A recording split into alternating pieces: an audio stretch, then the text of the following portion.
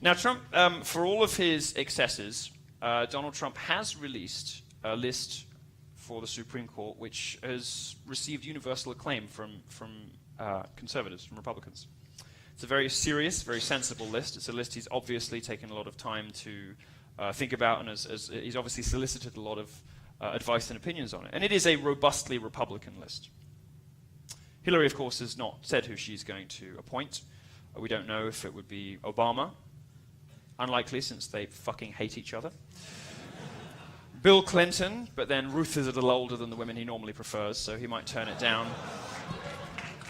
It's hard to be specific about names, but we do know that her picks are going to come from the regressive left. This is a woman who panders to feminism, panders to the excesses of Black Lives Matter, the race baiting, Black Lives Matter racists in particular. Hillary Clinton's court would trample over the Constitution and over your and over your rights. Let's talk about some of the ways this might happen. If you think that forcing schools to allow grown men into little girls' bathrooms is as bad as it will get, you haven't seen anything yet. And since Halloween is coming up, I want to dangle before you some even scarier prospects for the Supreme Court. First of all, and this is very clear and very obvious, the First Amendment is at serious risk in a Hillary Clinton under a Hillary Clinton presidency because of the Hillary Clinton Supreme Court. Firstly, the so-called fairness doctrine. Political speech will have to be fair, as defined by liberals. We'll expect conservative talk radio to go. Clinton appointees in the FCC or some other branch of government will be the ones who get to decide what's fair. So it's goodbye to most conservative media. Perhaps the biggest change will be the realm of so-called hate speech.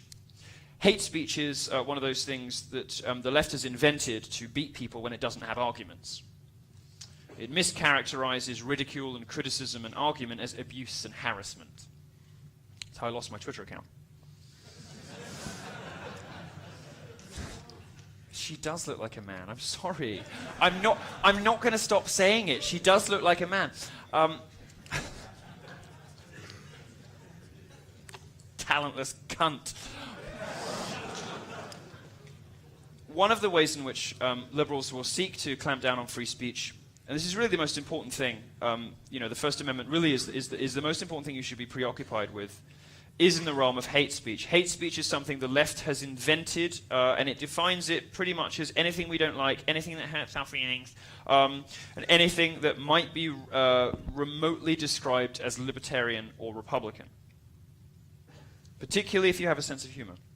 Remember the Supreme Court, when it considered obscenity and pornography, Justice Potter Stewart said, "I know it when I see it." Well, the left sees hate speech everywhere. It sees racism everywhere, sexism everywhere, homophobia everywhere, including and especially where it does not exist. The definition of hate speech in a Clinton Supreme Court would make the UN jealous.